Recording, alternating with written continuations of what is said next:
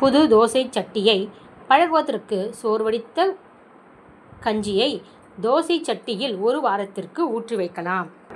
Biscuit நமுத்து போகாமல் இருக்க biscuit வைத்திருக்கும் டப்பாக்களுள் சிறிதளவு சர்க்கரை சேர்க்கலாம். உருளைக்கிழங்கு ஃப்ரை மொறுமொறுப்பாக வருவதற்கு குளிர்ச்சியான தண்ணீரில் உருளைக்கிழங்கை சிறிது நேரம் போட்டு வைக்க வேண்டும். சிக்கன் குழம்பு காரமாக இருந்தால் சிறிதளவை நல்லெண்ணெய் சேர்த்து கொள்ளவும். வாழைப்பழம் நீண்ட நாட்களுக்கு கெட்டுப்போகாமல் இருக்க வாழைப்பழத்தின் காம்பின் மீது பிளாஸ்டிக் கவரை சுற்றி வைக்கலாம்.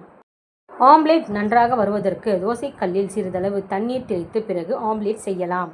சமையல் அறையில் குப்பை தொட்டி இருந்தால் அதற்கு பக்கத்தில் எலுமிச்சை பழத்தின் தோலை வைத்தால் குப்பை தொட்டி வாடை வராது.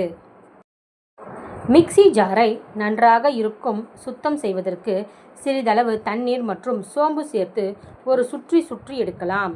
பச்சை பயிரை முளை கட்டுவதற்கு அதனை ஊற வைத்து ஹாட் பாக்ஸில் போட்டு வைக்கலாம். சிக்கன் 65 நன்றாக வருவதற்கு மசாலா சேர்த்த பிறகு 1/2 மணி நேரம் நன்றாக ஊற வைத்து பிறகு செய்ய வேண்டும்.